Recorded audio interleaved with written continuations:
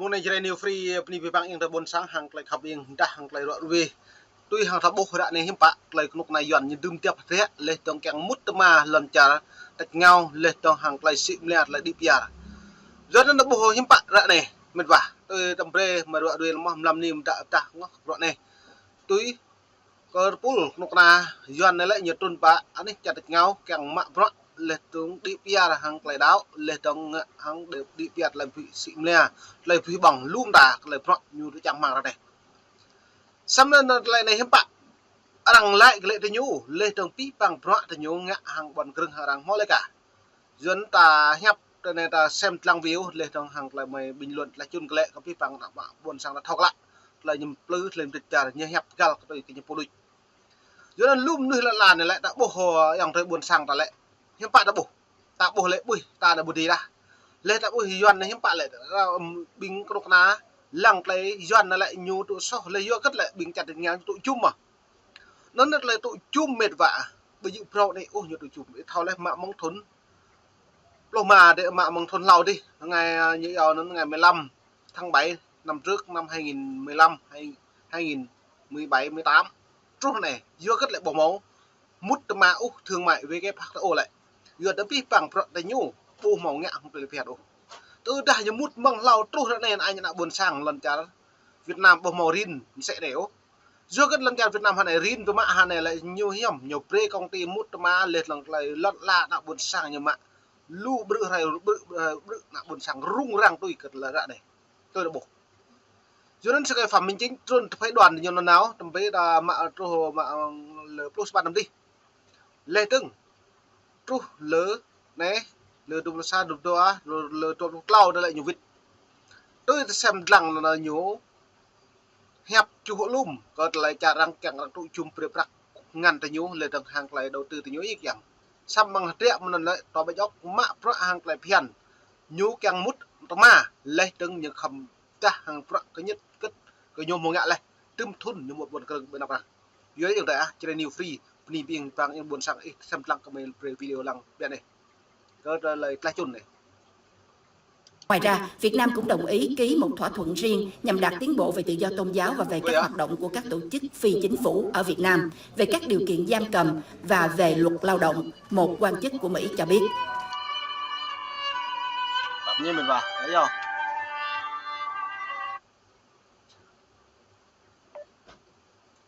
Một khắp. Tôi sang là, tôi quay video là. Quay cái này quay.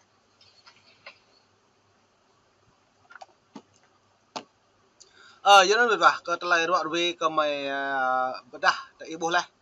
Có lại những cái giam cầm lên về luật tự do tôn giáo. Giờ nó hạ này đã bổ nhập lại, hạ này những càng tự do này bạn buộc những ép người dân đừng cùng lên thằng yom thư càng mút mà sang chuyên tự nhủ lên nó các như tùy đồng ta. Giờ cất những ngạ hạ này lại phui tổng thống chụp cái đần lệ nó là bạn những yom thư được nhập riêng nhập đi mà mong Phú Yên trong căn tôm ta lệ tùm sắc tộc Tây Nguyên ta lại như bộ bột bìa bột hiếm bà bạn nhập lời tôi còn màu pro mự lấy hẹp dòng tới buồn sang đàn độ anh chặt Việt Nam đi rồi được ra em mút pul cả yuan này cả đang quan tâm lên tầng ma đang pre mất lê đang pre mà lên tầng nạ viện hay mà làm lên tầng vay vốn nhà nước như giáo ủng hộ có tờ này đi viện em bộ một lên nạp tùy đồng ta tứ đại itu bộ vốn bên úc cả nhủ bùi chân cả nhiều hiếm bạ có tờ này đơn chính ta nạp tạp như là phi bằng lại ngăn lại du bạc nạp viện chẳng hạn đấy có lại vay vốn bộ mẫu như vậy hạ này là đã lại phụ ngạn nó lại hiếm bạ sang lại cả một em mang như nó chọc với em mà lại một khăn giếng như nó khăn với giếng mà ruột nó nhiều lư cái đạo buồn sang này nó nặng buồn sang đặc bồi như hình làng ấy cái nhà này có mấy nó mày lại pi bằng ít làng em bậy dự bậy bồi dự ít hậu từ cái mày gặp thì muỗng mày cần thao lắm mà hiếm bạ bình phương hướng có ta lấy nịch dần như ngạ xong mày buộc bằng rúp là món ăn mày trả đoạn về kẹo từ hơi nhố ta lại buồn cái đằng lấy kẹo ta nhố đối xử hàng nặng buồn sang hàng buồn cúng lấy pi bằng vừa cất lại mong lao vô cất nhập bục cổ ít thao lên nhập cổ mang lại hiến pháp nhận điều 24 hiến pháp 2013 tôn giáo tôn trọng như lệ nhà nước tôn trọng tôn giáo bình đẳng trước pháp luật như lệ tin ngưỡng hoặc không tin, không ai ép buộc tôn giáo này đi tôn giáo khác nữa ạ. Do cất lại những lợi dụng mà là hiến pháp như là ép buộc người dân một mà tôn giáo do cất do như vậy đây những cái lạc độ nào bà đang kỹ kết thằng đang lại vừa đây những kỹ là nặng buồn sạc bốn mút ở mà là nhiều buộc nhố bỏ tay đồng tiền là kẹng đầu tư nhổ lên phi bằng nhố bắt đầu nhạo dân đã buộc mệt vã cất lại mề loại về buộc cất lại cái nhầm cái tôn giáo ấy đã buộc về mạng này về nhân quyền trong nước Việt Nam này buộc màu tôn giáo buộc màu nhân quyền nó tôn giáo là tôn giáo nhố lợi dụng nhân quyền như lợi dụng phi bằng mà nặng buồn sạc là do nó mà bị rằng lăng lại video đâu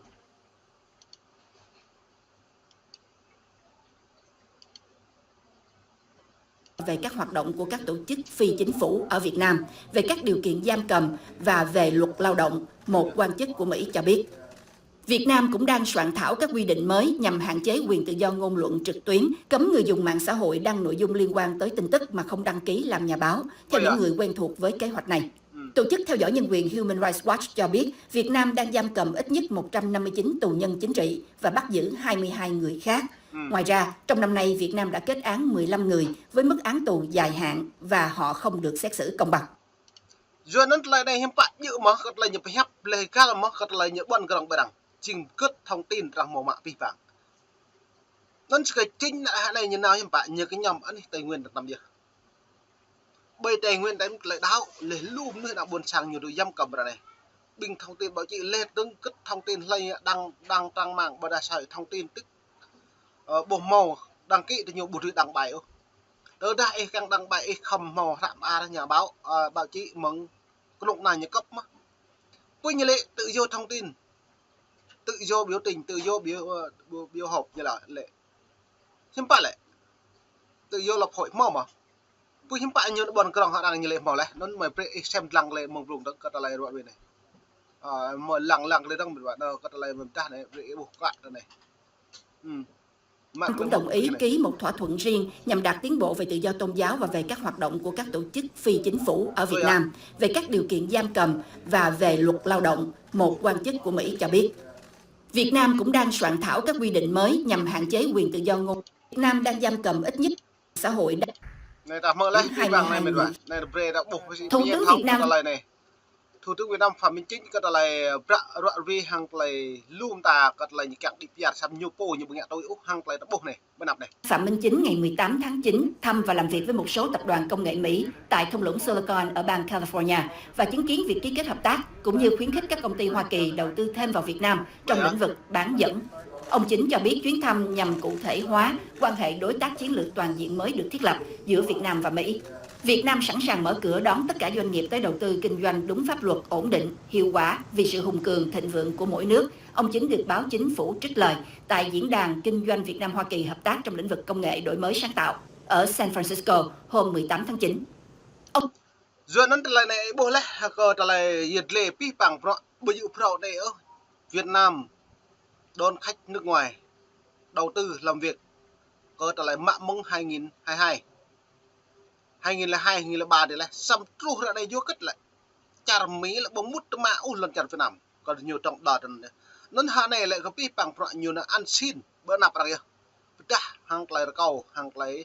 lợ cũ có thể nhầm bố như lại lần chặt Việt Nam buộc cho một lần ngày còn lại đáo lên trong hàng lại cái cật là phiền nằm nuôi tự do thông tin tự do biểu đạt này nó như vậy ta buộc lại bởi chữ bây lại tự do thông tin hà này Việt Nam giám sát bình nuôi dạ rằng mạng dùng mạng xã hội lệ động càng đăng bài bật đạt đăng truyền thông đi bật đạt đăng tranh chấp lẫn la bật đạt để không màu thấy rạ thì nhiều mong đáng cấp để nhiều nhạ nhà bao như tùy đảng đi từ đám nuôi bằng mọi nhạ bảo chị ô lại đần bầu tùy đảng ô ta lấy phụ đăng nhiều chịu nhưng mà phạt 5 triệu trở lên còn lại phạt còn lại sốc tại phiền là nhiều giữa đơn vị đảng cộng sản Việt Nam bù mọi đi PR úc còn lấy hàng lại kê cả hàng lại nằm nuôi để tự do thông tin tự do báo chí này lên trong vật mang nấn nhân quyền về tôn giáo trong nước Việt Nam